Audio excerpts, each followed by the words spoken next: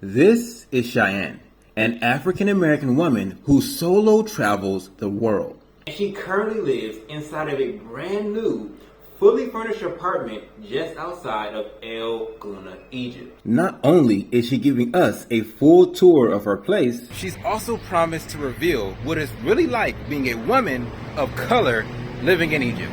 It's all over the internet. Egypt is racist and sexist to black women. What do you have to say about that? A lot. Good or bad? Both. Shalom, it's No Limit Eddie, a 24-year-old American who's been living in Egypt for the last 3 years. And I've documented every portion of my journey here on this YouTube channel. If that sounds interesting to you, drop a like on today's video so YouTube recommends you more videos you'll love. Now, I have to issue a warning. This video may cause you to quit your job, sell everything you own, and buy a one-way ticket to Egypt. Because we're showing you a fully furnished, one-bedroom apartment that goes for $85 a month. Let's get into it. Yo, what's up? Yeah, what's up? Come on in. Alright. I assume this right here is what, the lobby? Yeah, this is just the first floor. Okay, got you. And what's this big old box right here? That is actually an elevator, and we'll use that later when we go up to the rooftop. And if you actually look right here, this is a doorbell. See what it's talking about. Ah, okay, I hear it, like a bird chirping. Yes, and then I actually have a light up here. This is like my night light, but it's nice to have. Got you, got you. Here we have my Wi-Fi router. Egyptians don't typically care about Wi-Fi, so it's common to have to install your own landline. So yeah, had to install my own. Yeah, so in my experience, like, that's so true. Out of the 5 apartments I've rented here in Egypt, only 2 of them came with Wi-Fi routers already installed.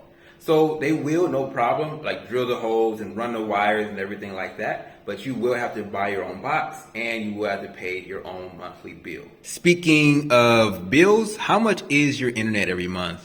Okay, so I actually have a company called We. I have my phone service and my Wi-Fi through there, but for my Wi-Fi alone, I pay around 320 Egyptian pounds, which is around $6.73 USD. And right above the Wi-Fi router is actually the AC, which you definitely need during these summer months. As you exit the hallway to the left, you actually have the seating area.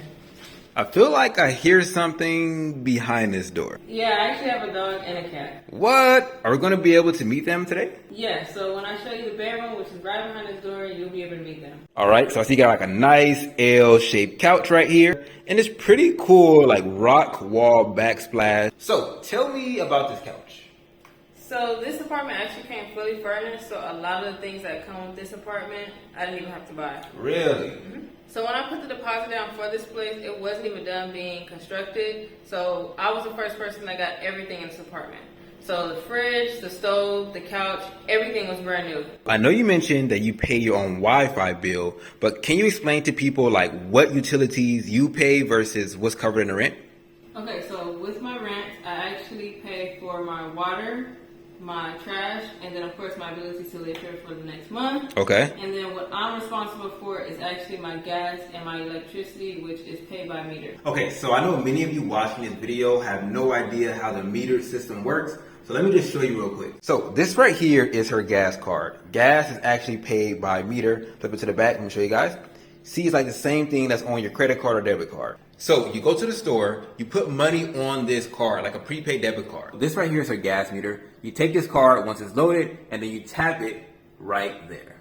Whatever balance you put onto the card gets loaded onto the meter, and then you can use those units for your gas, for your electricity, so on and so forth. Now, I don't know about you, but I personally love the meter system. It kind of makes me feel like I'm more in control of my utility bill. Exactly. So me personally, I like this method much better. I pay around 200 Egyptian pounds for my electric per month, which totals around $4.20 USD. And then for my gas, for about a month, I pay around 30 Egyptian pounds, which is a little less than $1. So in my head, I was doing the math. That means including your internet, you're paying $11 to $12 a month for all your utilities. That's right. So then right in front of us, here is the kitchen. So you got like a nice L-shaped counter. When I'm prepping, you got a lot of space, especially since it's just me. Everything fits. Alright, and then I have these cabinets. These cabinets actually are kind of like my favorite. They open kind of cool. So I like that they open kind of up instead of out. This is my snack cabinet. These are the cabinets for like my dishes and stuff that I put in here.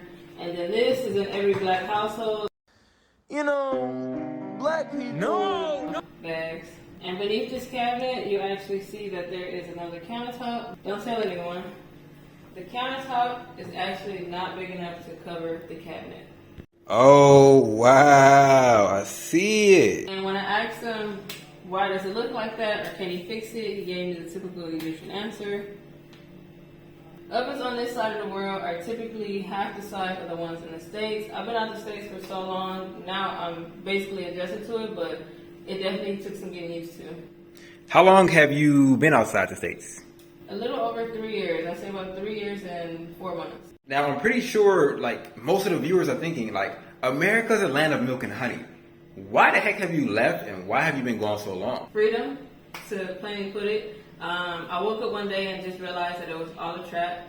This whole 40. You work 40 hours a week for 40 years, and then you retire. And for my generation, I'm 28 by the way, I don't think that my generation will be able to retire based on how high inflation is in America right now. And I mean, most people don't know this, but this is on the official government website for Social Security, that they put in plain English that by 2037, they will not be able to pay out full benefits for Social Security anymore. And the thing is, you, I, and everyone watching this video right now knows somebody that's collecting Social Security. So this is a big deal.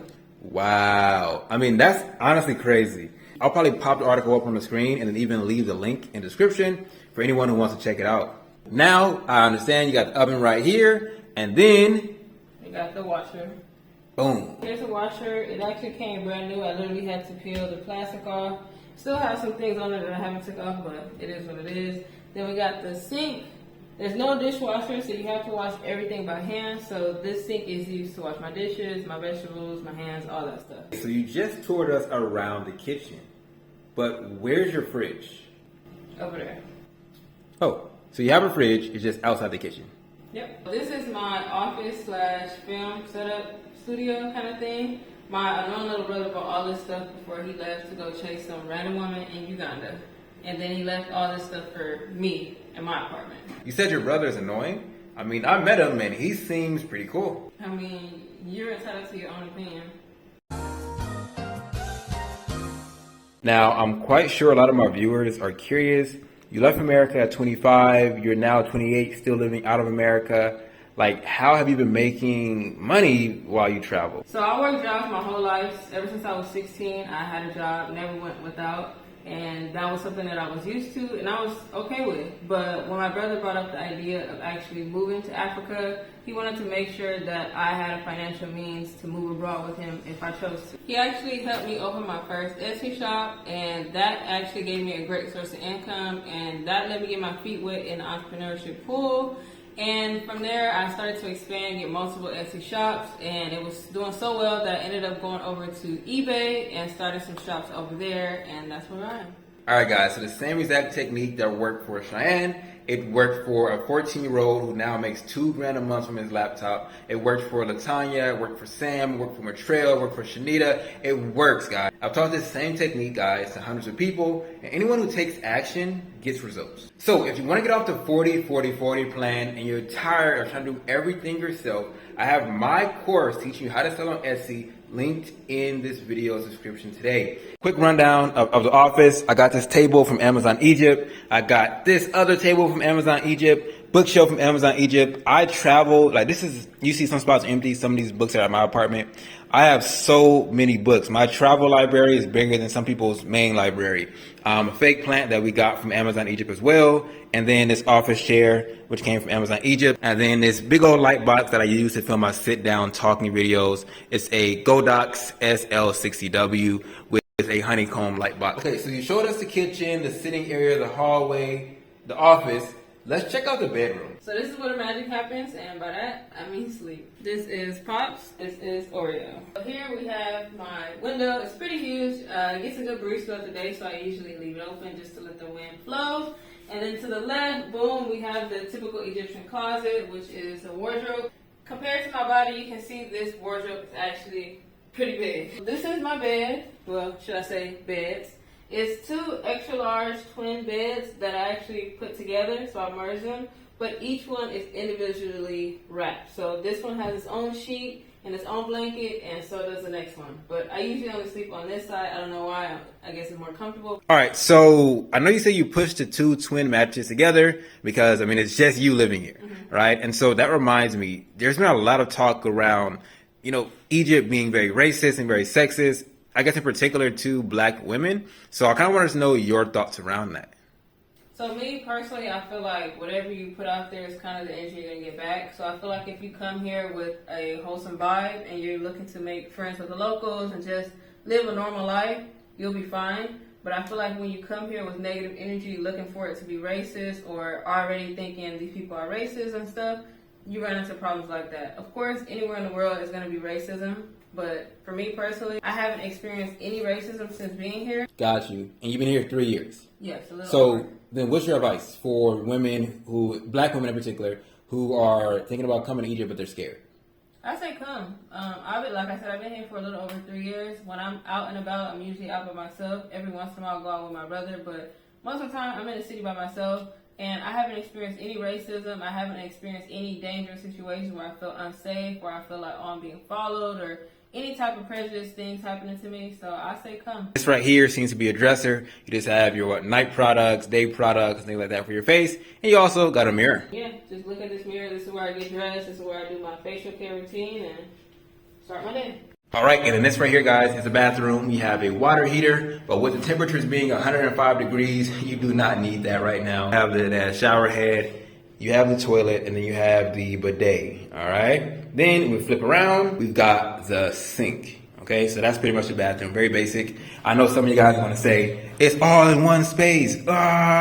So yes, it is pretty common to have what they call a wet bathroom, which means that everything is pretty much in one large space. And they make the floors to where it tilts and orients into the drains that are on the floor. Now I'm going to take you guys up to the rooftop. All right, so this is the elevator I was telling you about earlier. So let's go.